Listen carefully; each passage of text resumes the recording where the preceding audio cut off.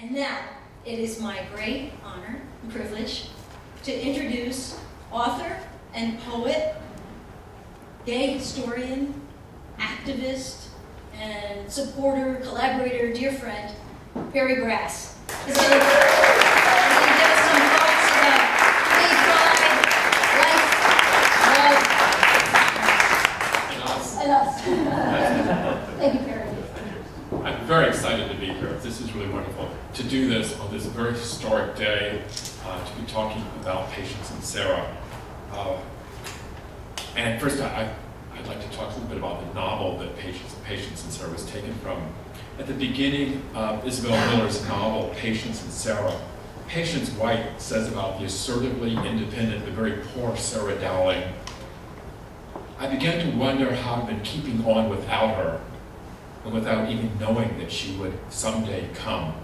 Such an open revelation of feelings, not to be denied or even resisted. It reminds us that before there was Funhouse, or Orange is the New Black, or Ellen, or even Ruby Quick Jungle, which was Rita Mae Brown's famous lesbian novel, there was Patience and Sarah, written by Alma Rootsong of the name Isabel Miller, published in 1969.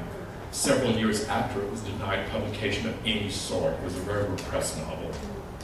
I actually met Alma in 1970, and I remember our meeting very distinctly. It was at a Gay Liberation Front demonstration in the village, and I was selling copies of Come Out, the GLF newspaper, which I was co-editor. She came up to me, a very large, dignified woman, and she told me that she'd written a novel called Patience and Sarah. Well, I'd heard of it. I'd seen it at Oskawal bookstore, so I was very impressed. At that point, I didn't get to meet a large number of novelists, especially ones as anyone as sweetly imposing as Isabel Miller. Frankly, I do remember her as Isabel and not as Alma, because you could actually feel a lot of Patience and Sarah in her. The thing about Patience and Sarah, as well as Ruby Quick Jungle and even Ian Forster's long-hidden earlier gay novel with a happy ending, Morris, is that they're all about young people liberating feelings in the midst of terrible repression. At the end of Morris, another novel about same-sex love transcending class, working class Alec Scudder says to upper class Maurice Hall, "So, we shan't be parted," and that's the end of it. Again, another liberating declaration of young love, and this novel was written 100 years before gay marriage. We're now at the 45th anniversary of the first June Gay Pride Parade. I know you won't believe this, but I marched in the first one.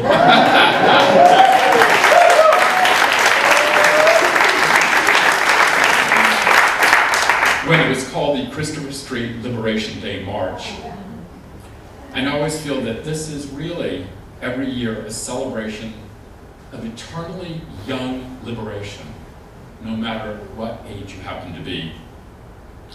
And to celebrate this, Paula and I talked about me reading something that did that celebrated the liberation of feelings. Paula and I collaborated several years ago on a long poem of mine about recognizing feelings, the restless yearning towards myself, and she was a joy to work with. I loved the piece. So immediately I thought about reading 4 short lyrics from 1975, written when I was in my late 20s, celebrating love. The last lyric 4 was set in 1990 by the young composer Chris de Blasio, who died of AIDS in 1993, and it was played a short while ago, so you might have heard it. It was later reset by Judith Cloud, a lesbian composer who lives in Flagstaff, Arizona. So here are the 4 lyrics from 1975. Seeding the azure out of the sky and suddenly planting it into your eyes, I stop and look on you less commonly, more epochal, archetypal. As statues of the gods spun to life are occasionally mistaken as men until they reveal some purple magic, then travel through the air like fire sparks. 2.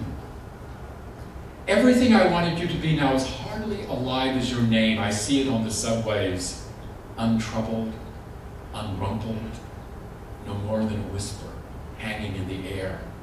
I pull it down, I can taste it in my ears, down to the bottom of my throat. A few letters. Such words in themselves are pure, always ready to claim a vision. 3. Kissing your wrist, I feel your pulse, damn dart that whistles faster past us than even my own thoughts. But you must know how quickly blink the smiles in the life of a single day. And 4. I will keep you in my pocket like the pulse on my wrist. One day, I will slit your lips with my fingers, letting escape a song, and rub your hair to release its vivid fragrance. Then I will suck the wind that blows through your lungs and taste the air between us. I just want us to know that I'm sure we'll enjoy this beautiful taste of Patience and Sarah tonight, and that it will certainly linger in the air between us on this very special Gay Pride June night after such a day. Thank you.